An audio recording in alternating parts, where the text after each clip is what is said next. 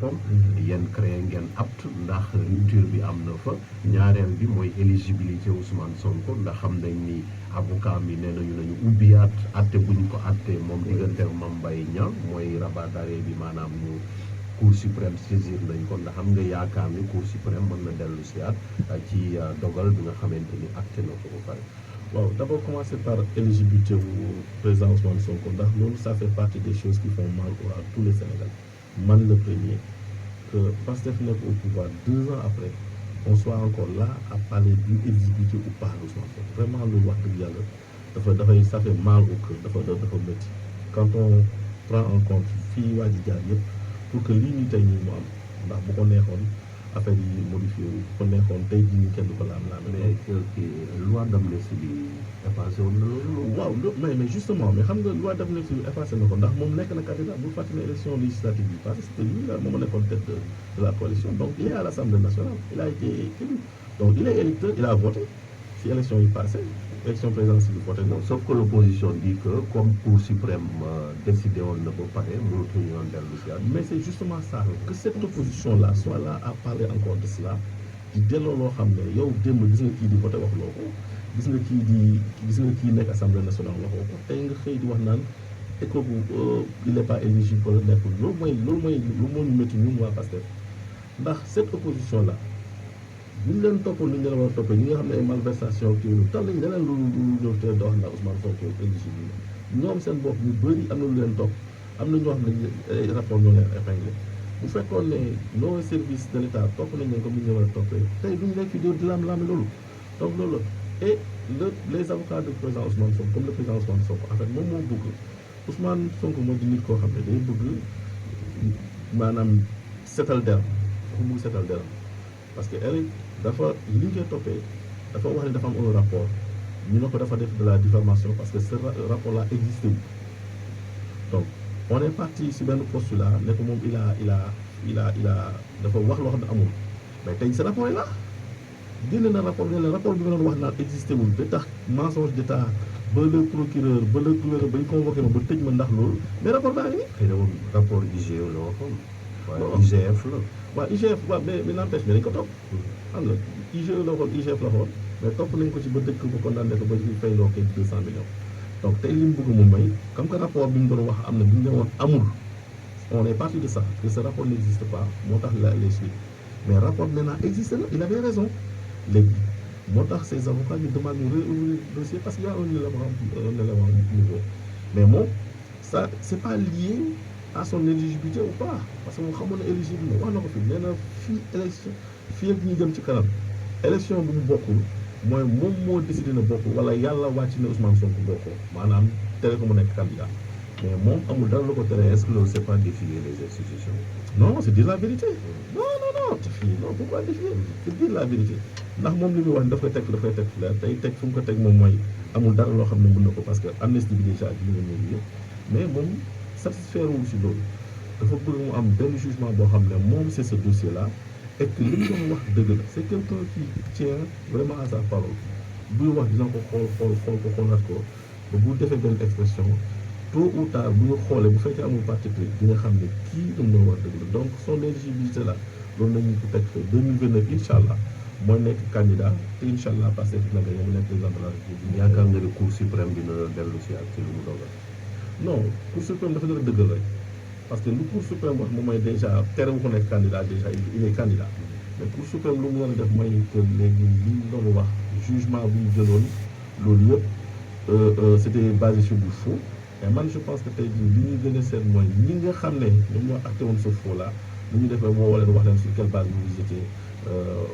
focalisé wala fondé pour amener tous ces problèmes là ndax faut pas oublier que ni ñàkk Ousmane Sonko bokk candidat ren fi ay nit donc ça va permettre de réouvrir certains dossiers yoo xam ne wax dëgg yàlla am na si jël ko en compte man je pense que c'est ce poids là qui pèse sur Ousmane Sonko c'est pas que moom mu ne candidat et moom reconnaissant wax dëgg yàlla musul focaliser wu bu fekkoon dafa bëgg na candidat par A ou par B du joxe posture bi wala joxe posture bi mu amee occasion mais dafa bëgg dëgg dafa bëgg ces jeunes là nga xam ne ces morts là qui continuent à peser sur sa conscience parce que wax dëgg yàlla xale bi génn mënuñ doon défendre projet bi ñu doon défendre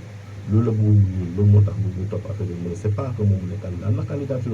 ñun déjà suñu acte yi ñu def nii rek c'est pour loolu loolu la ñuy préparé ñun on commence déjà à préparer 2022 pour Ousmane Sonko. est-ce que teelul non non teeku na.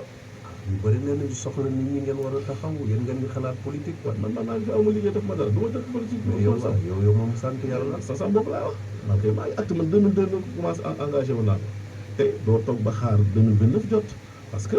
le terrain politique boo ko abandonné benn journée am keneen ko jot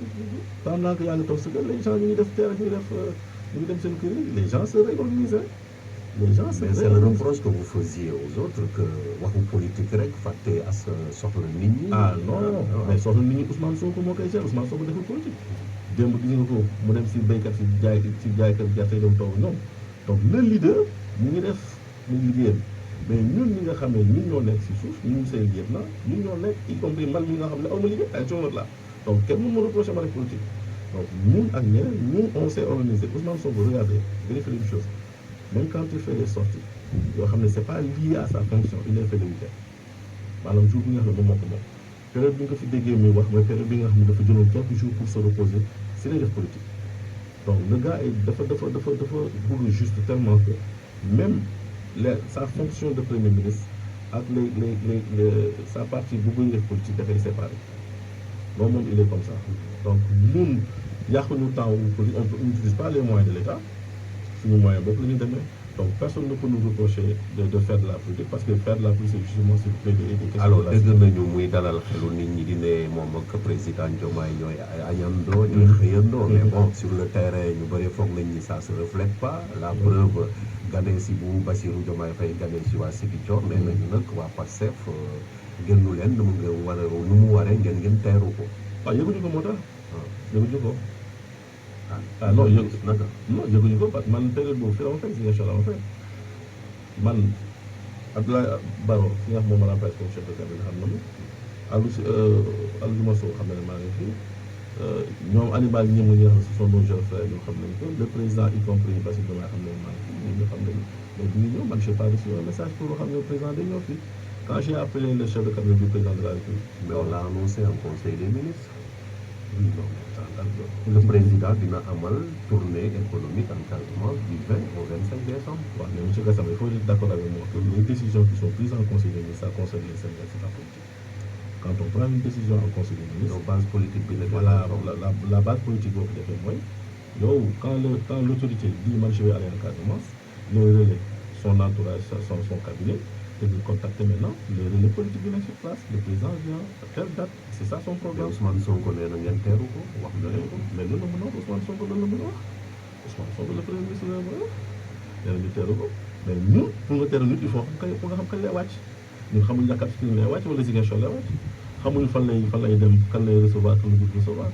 ñun buñ amul loolu mënuñ ko am ñuy ñëw bu ñu doon ñëw si kër yaayu Ousmane Sonko bu ñu xam waa cellule assurance moo xamoon ne président Bassirou Diomaye Faye di ñëw dañ ñoo taxaw teeru ko dafa ko benn aide d'honneur mais dañ jég saa gis ko si buddu kër gi loolu mënuñ si dara donc ñoo na fi def na fi 5 jours man personnellement période boobu yëpp maa ngi à Ziguinchor personne de la présidence waxuma ne booy ñu ngi fi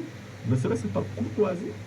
mun nañ ma wax ne maa ngi fi maintenant aw ma nit aw ma xaw ma aw ma dara mais au moins naa yëg sam téléphone ne la ah yegg si leen ak jàmm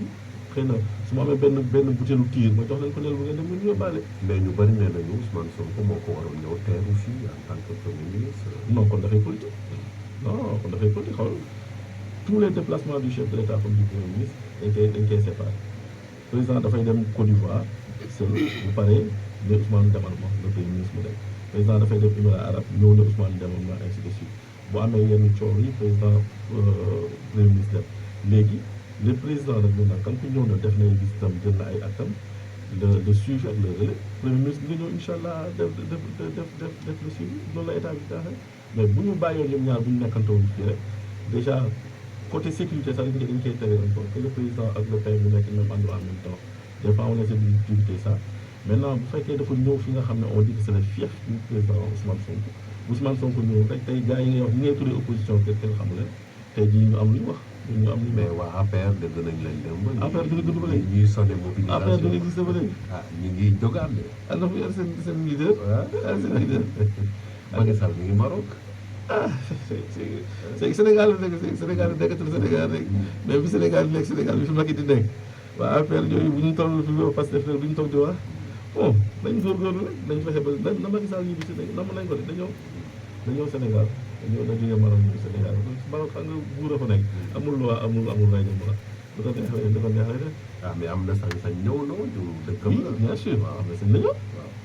am na sañ-sañ ñëw mais am na beaucoup de questions yoo xam ne on devrait lui poser bu yegsee fii xam naa xëy na c'est l'occasion de répondre à certaines de ces questions là. Voilà excellence malheureusement waxtu bee jeex. Ouais. waxtaan bi jeex.